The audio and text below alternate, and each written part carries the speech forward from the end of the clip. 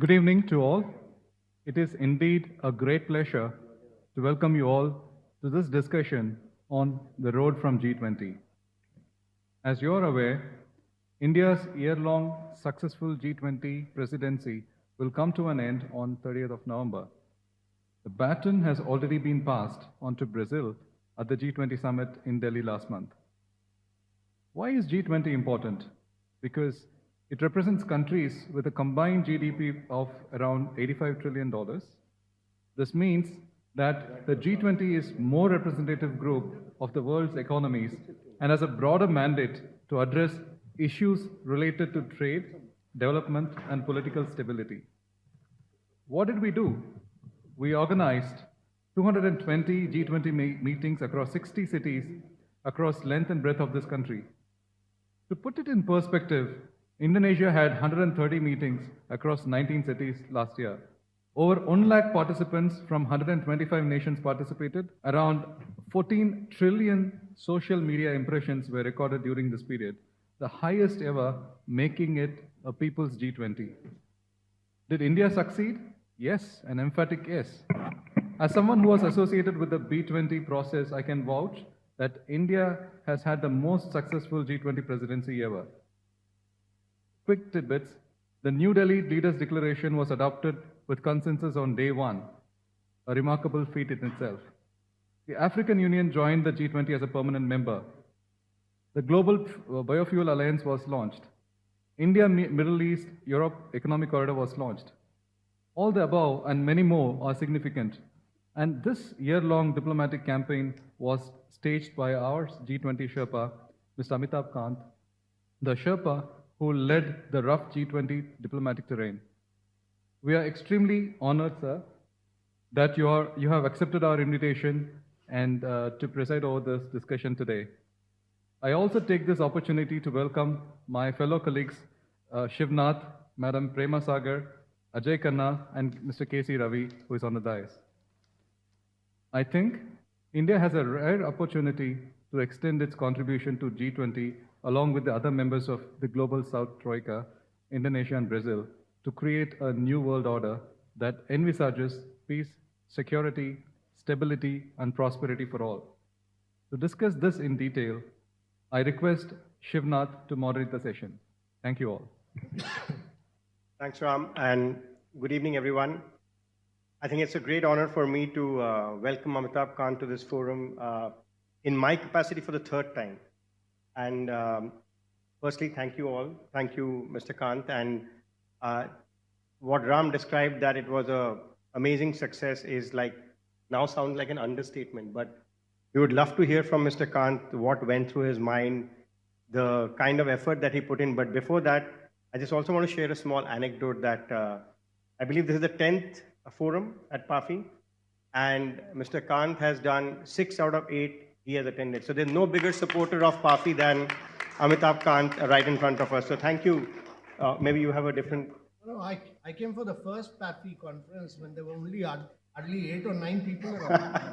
So I've seen PAFI grow and evolve. Yeah, and thanks to you, your support, and Ajay and I were talking about it, that while we have 2 AKs on the panel, I think this one is very, very instrumental in getting PAFI to where it is. Mr. Kant, I've interacted with you several times at a time when the whole G20 possibility did not exist. I would say I spoke in your capacity when you were in the Industries Ministry, then went to NITI, and now this. I want to start by asking a very simple differentiator of G20 in India this time, that it became very people-centric.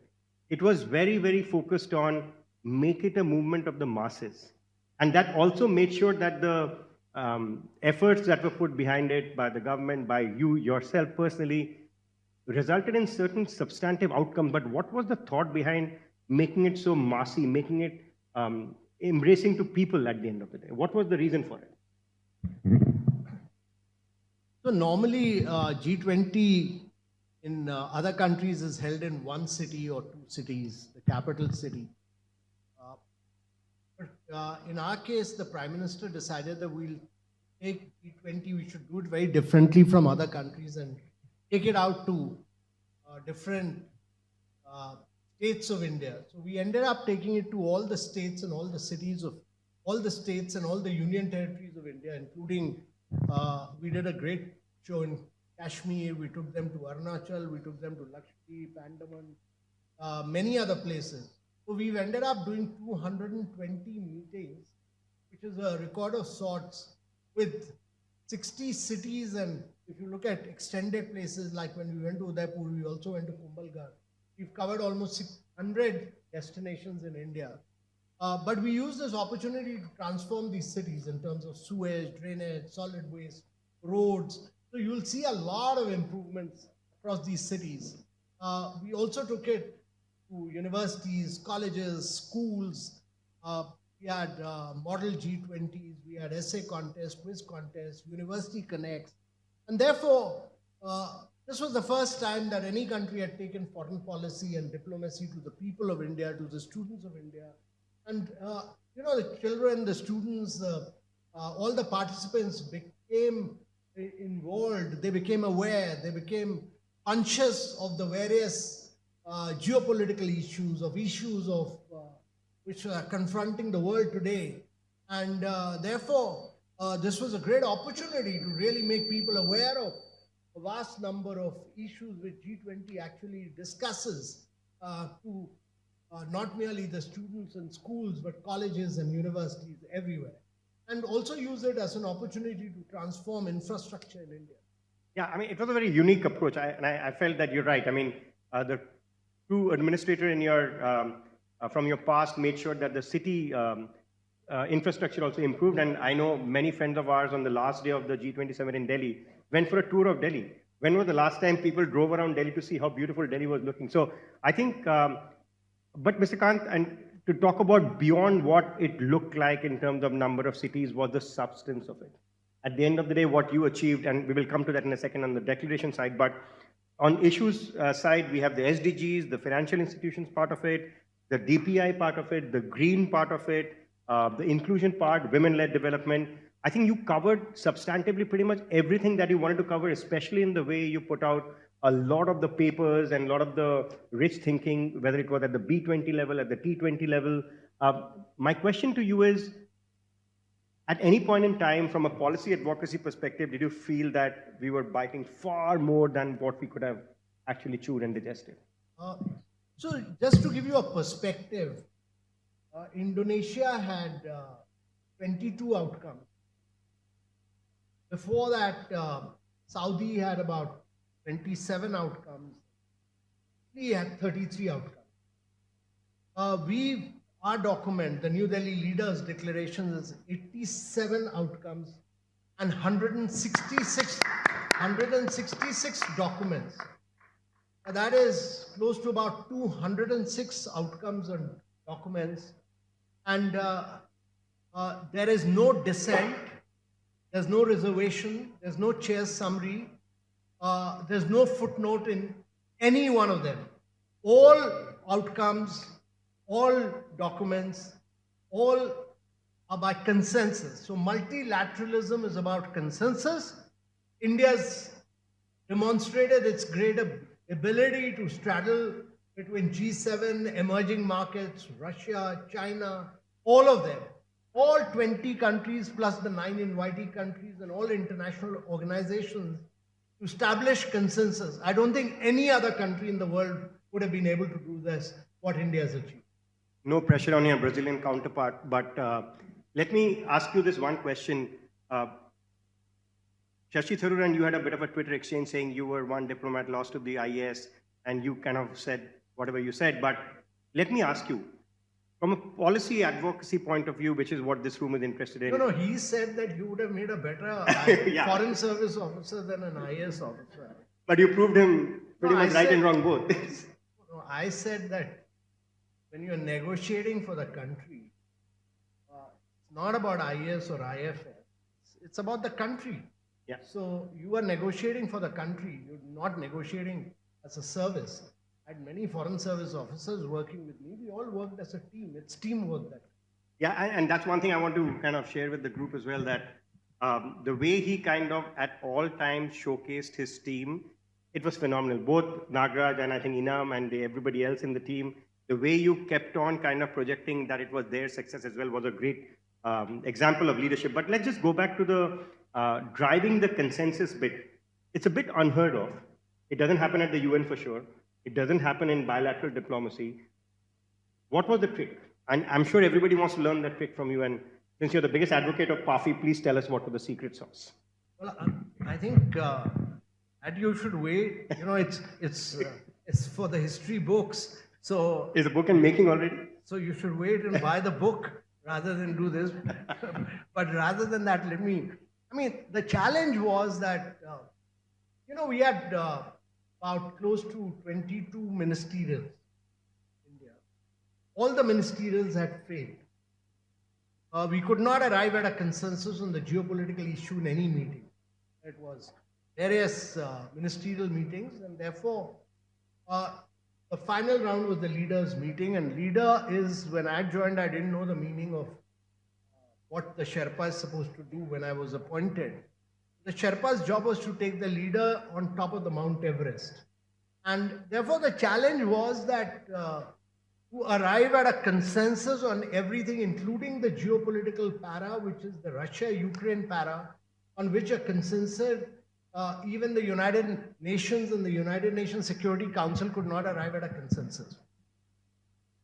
So when we started the Sherpa, I had virtual meetings, over 35 rounds of virtual meeting, had actually arrived, greened, and arrived at a consensus on almost 85% of the document before we started the Sherpa meeting. And I did the Sherpa meeting not in Delhi, but I did it outside Delhi. Took them about 65 kilometers away in Anesa at ITC Classic, and we locked up the Sherpas of different countries.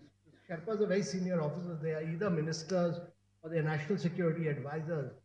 But we didn't allow any media to come in there, either the Indian media or the German or the Italian or the French media which were accompanying the leader. This was going to be very challenging. On third, we started drafting. We have a sofa talk, and then we started drafting.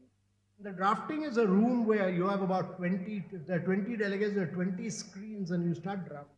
Every word, every comma, every letter is fought for. So we started drafting the geopolitical para. There were challenges on climate, there were challenges on energy, which I managed to finish off early. But when we started discussing the geopolitical para, I dictated the first 15 principles. And then I got the UK Sherpa, the US Sherpa, the German Sherpa, all of them to draft their principles, and then got Russia and China to give their principles. And I said, I'll come out with the first draft. So the very next day morning, I came out with the first draft. And then we had to come out with one after another. Over the next 5 to 6 days, nobody slept.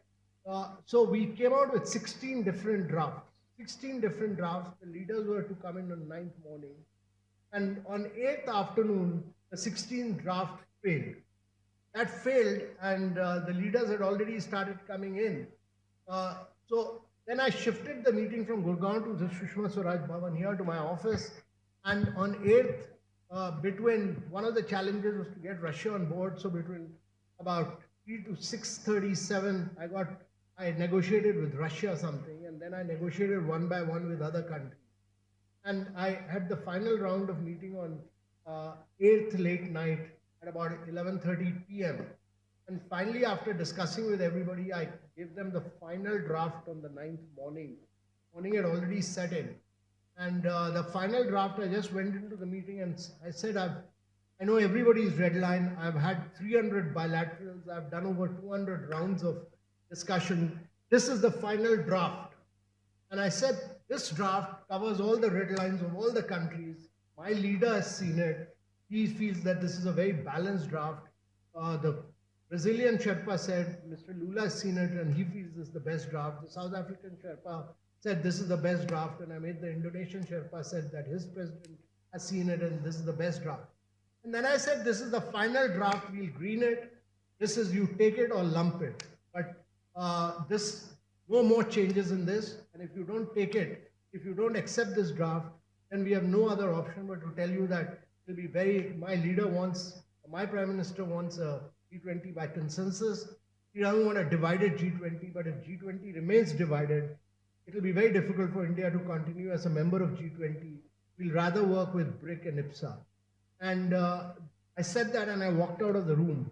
And I said, this is a draft. And if anyone feels that they are not in agreement with this draft, no more discussions at Sherpa level. Please ask your leader to talk directly to my leader. And by 4 o'clock in the morning, I had, all the emerging markets had agreed, had consent from Germany, from EU, from Italy, from France, all of them. But I did not have consent from Russia yet. So when I talked to the Russian Sherpa, they still had some issue. They wanted a line against sanctions, which was not possible. So we negotiated again from 4 to 6 in the morning with Russia, and we had to tell Russia two things. One is that if you don't agree, then we'll have no other option but to make it 19-1 and isolate Russia totally.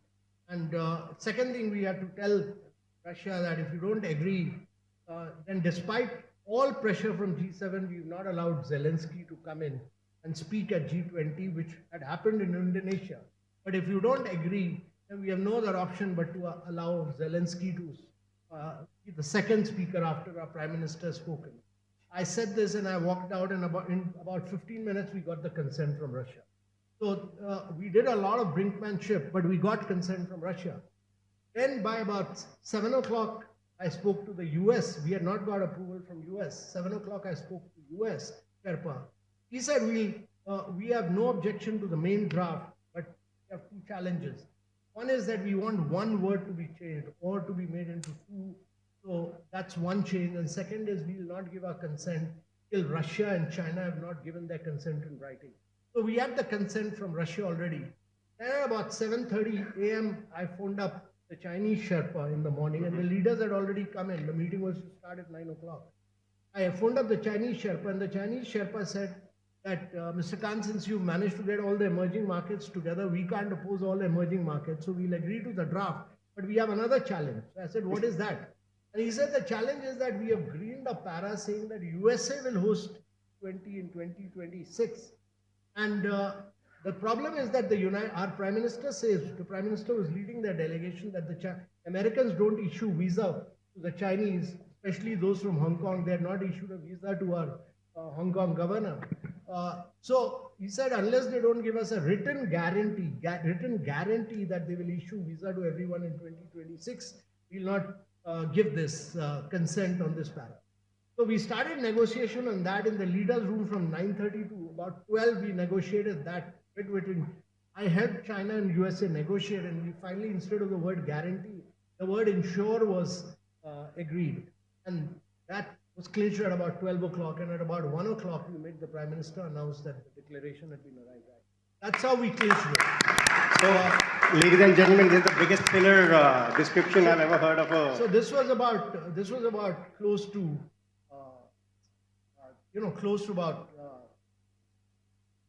close to 250 hours of negotiation non-stop on one para.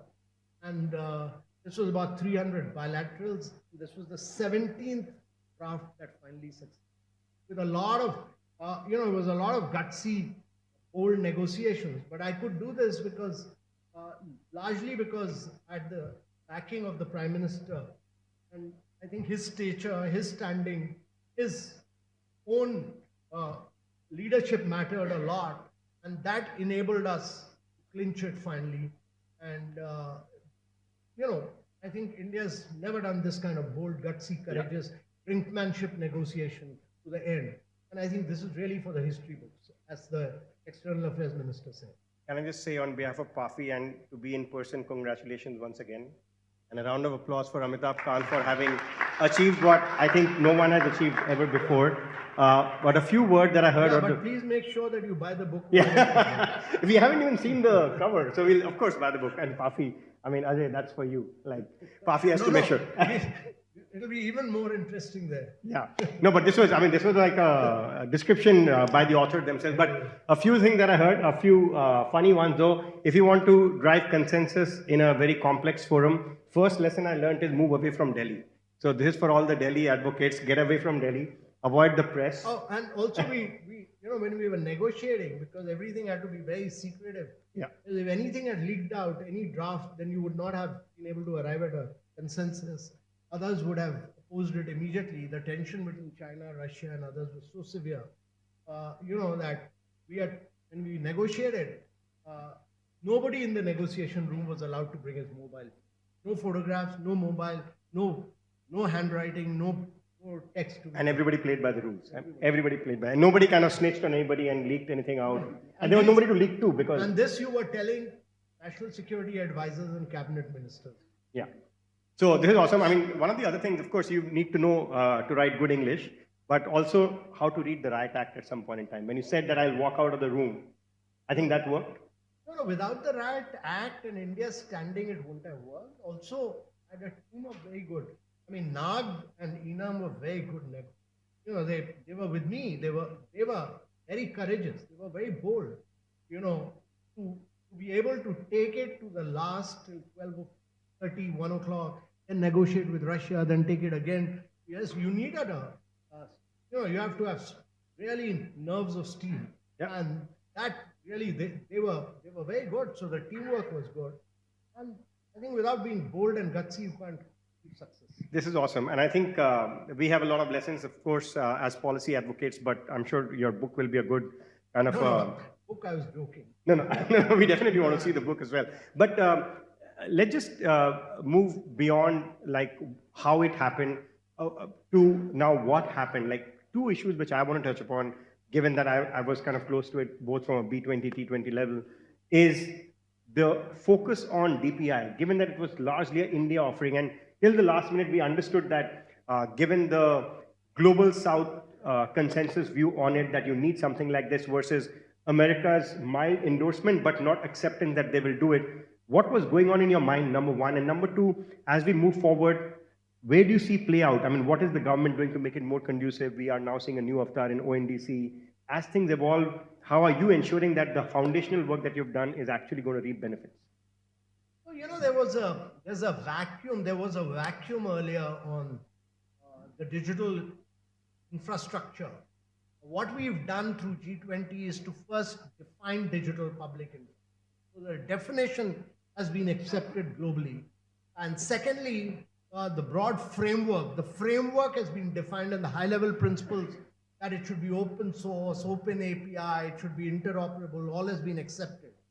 And this is a different model from the big tech model of USA or the Tencent Alibaba model of China. And what it demonstrates is that you can have a public interest layer on top of which private sector will innovate and compete. And this definition now being accepted really demonstrates the success of what India has done in the digital public infrastructure, that you've been able to create identity, you've been able to create bank accounts for 1 billion people, you've been able to link it up with Aadhaar and mobiles, and we do digital fast payments, which are 11x of what USA and UK do, 4x of what China does.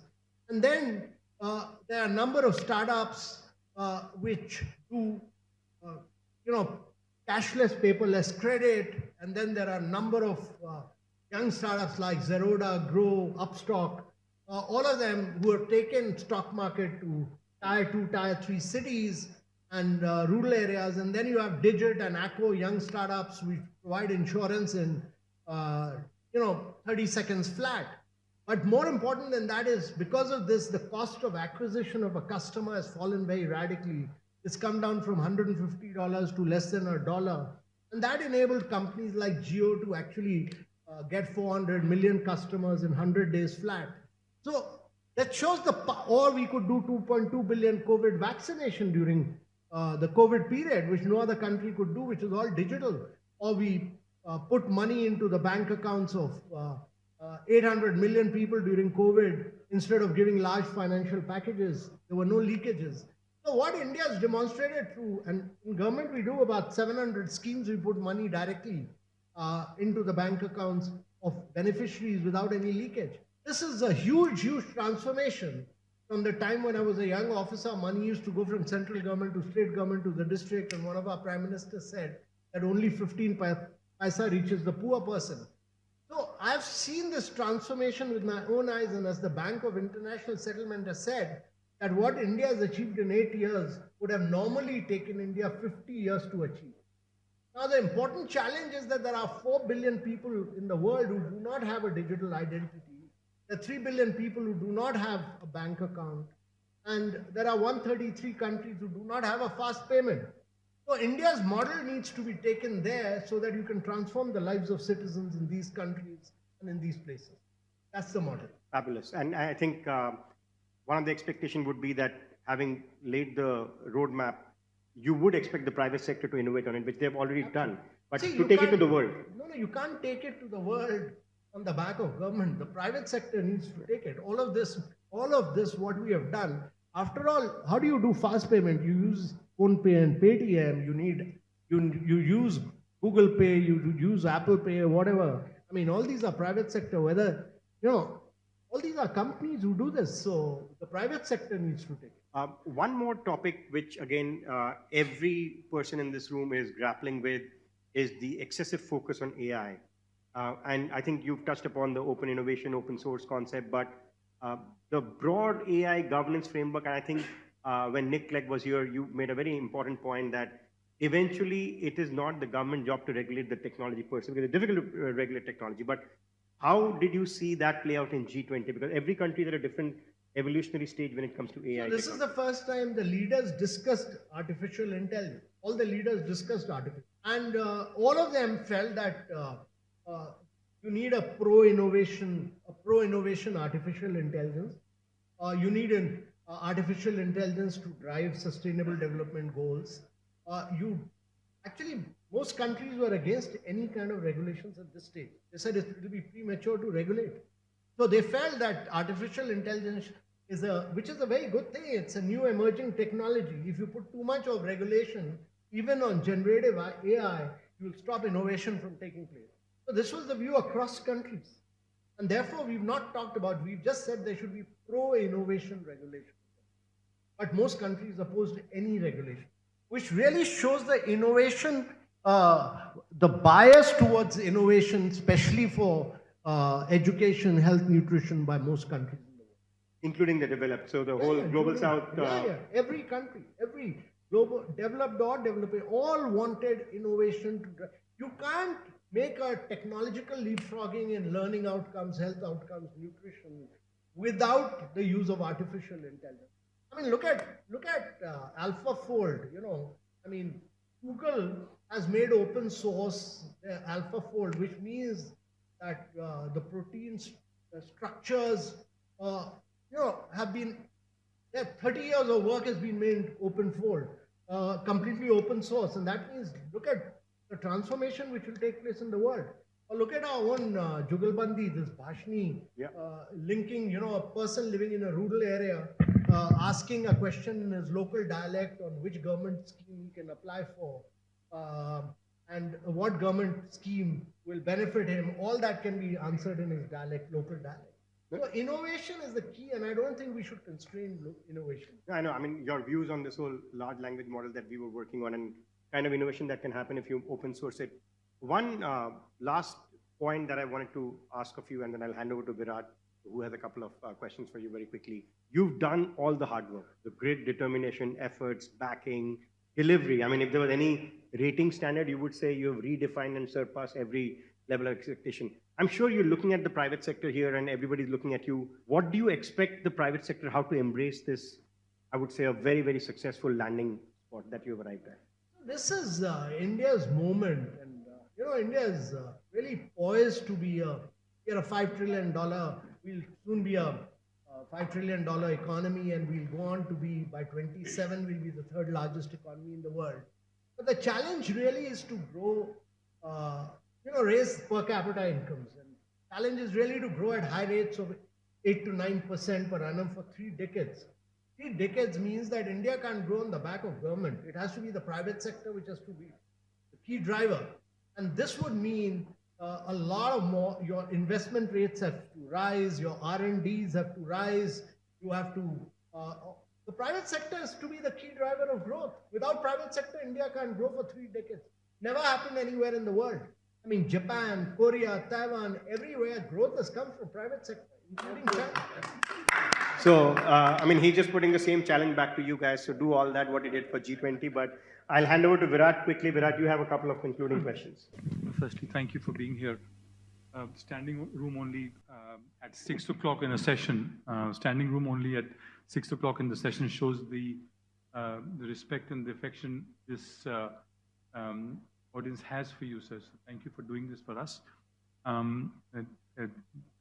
feared that this would be half because at 6 o'clock people were sort of telling me, be careful, you're calling him at the end of the day. And I said, one of the reasons why we're calling him at the end of the day is that everybody's is going to stay. And thank you for reading that story, which sort of is almost like the script for the James Bond film, and it has an honorable M in it, which sort of from whom you took directions and an exceedingly exciting end to that. I have one question, sir, which is we're faced with, and somebody who's been parachuted into the deep end of geopolitics over the last, notwithstanding your over many decades of experience in public policy and making policy. We are faced with, as a nation, unprecedented situation of geopolitics coming at us from all sides in the last 4 years, whether it is the COVID, whether it is the situation on our border, whether it is now the Ukraine war and the latest situation that's now facing us in the Middle East. Do you think, given all of this, as policy professionals, the government of India is ready or knows enough or can sort of take their way through this very complex, most unusual situation that we are faced with, which at least I don't think we have been faced with in a few decades, maybe before that. Are we ready for this as a country, as a government, as a nation? No, I don't think any countries was ready for. I don't think countries were prepared for what happened, what Hamas has done in Israel, or no country in the world was ready for it. No country in the world was ready for Russia-Ukraine war either. You will have crisis situation, but your policy stance through all this must be rational, it must be sensible, there must be predictability, there must be consistency, there must be optimism, and there must be this clarity of mind, clarity of mind that every crisis is also an opportunity. So our opportunity is really in the fact that we have a large domestic market. This is also an opportunity for many states to unleash reforms. This is an opportunity to expand in size and scale. I mean, international demand may come down for a while. Certain countries may come down for a while, but certain other markets will boom. So I think every crisis is an opportunity to set your own house in order, and I think we should fully use this opportunity.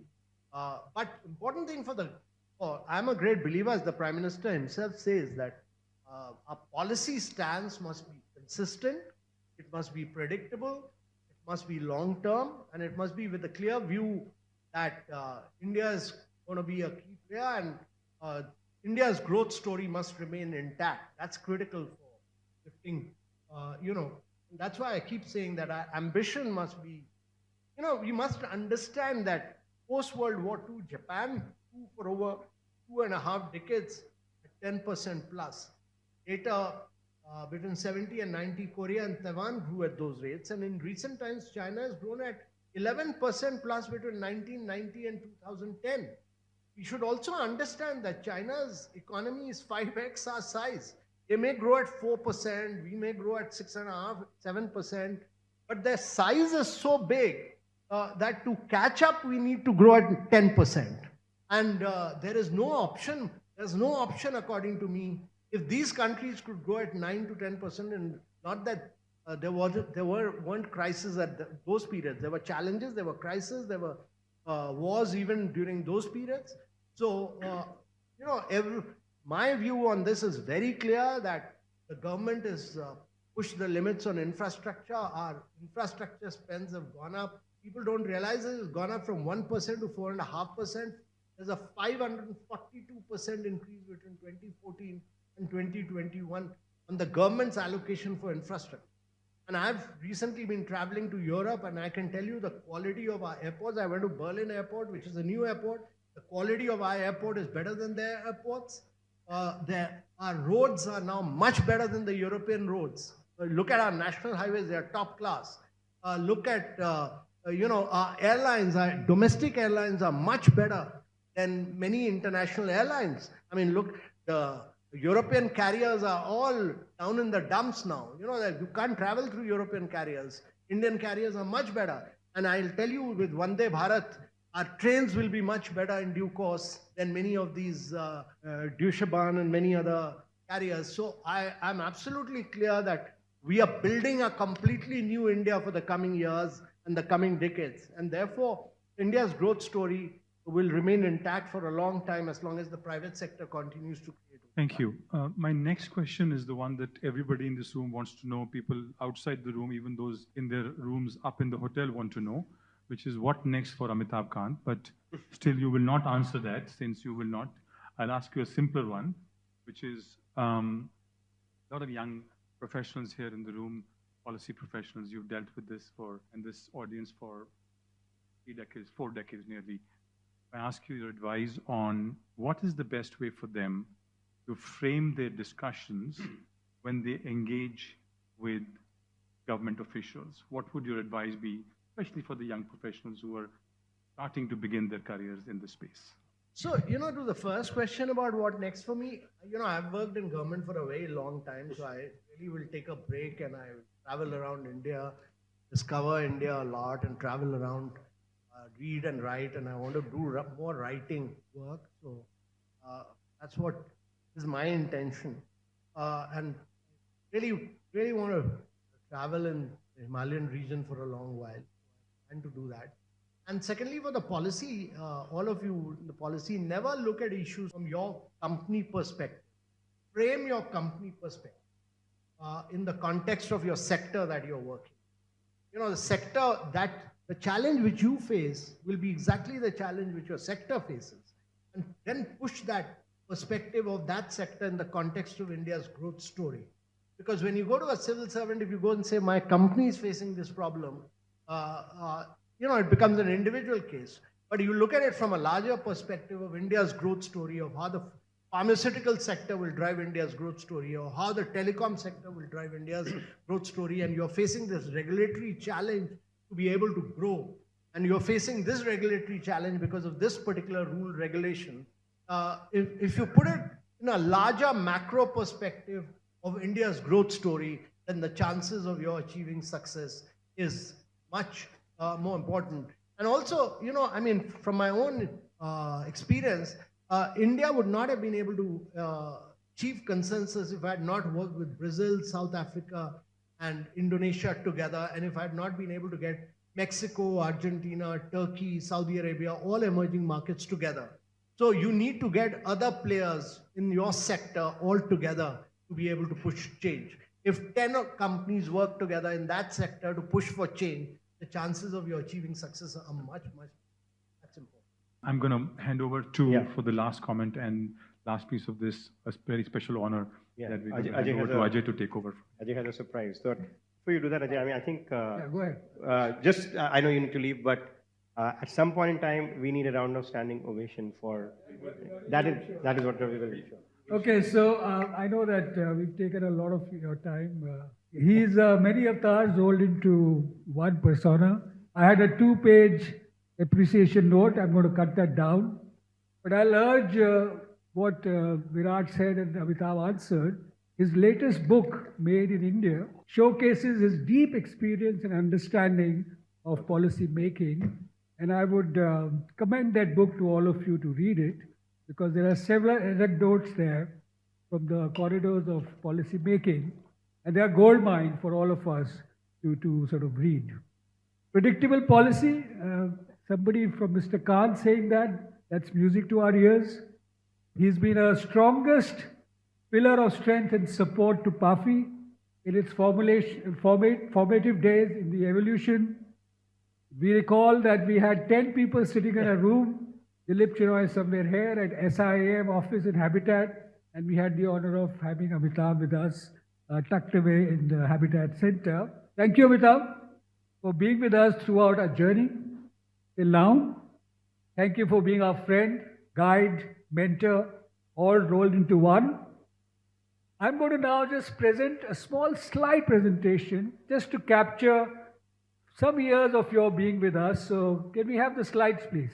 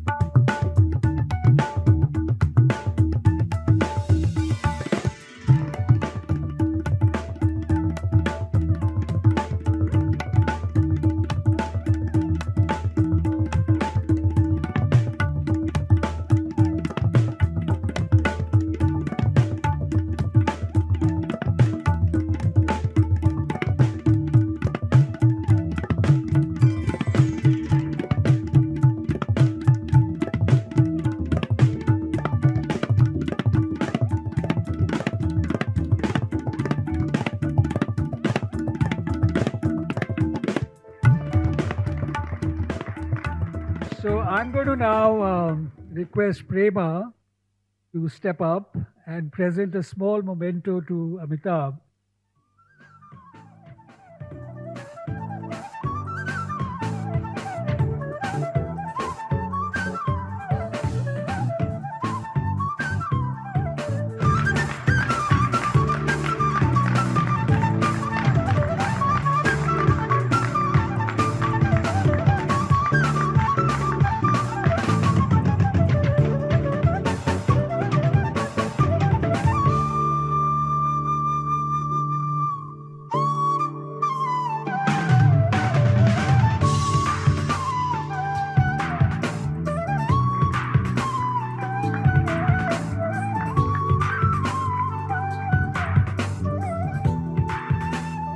What we just heard was an absolute masterclass on diplomacy, leadership, and public policy. 22 Sherpa meetings, 85% consensus, 16 drafts and 87 outcomes, 166 documents. Wow. G20 meetings, 220 in 28 states and 8 union territories. And more importantly, a mass movement, 1.5 crore people involved in these programs, over 1 lakh participants from 125 nationalities. It speaks volumes of the astute steering of the negotiations. The New Delhi Leaders' Declaration was a resounding success, reflecting all the priorities of emerging Bharat. Thank you, Mr. Amitabh Kant. Thank you, sir, for supporting PAFI. And with this, I'll conclude. And thank you, Shivnath, for moderating the session. And thank you to all my fellow PAFI members.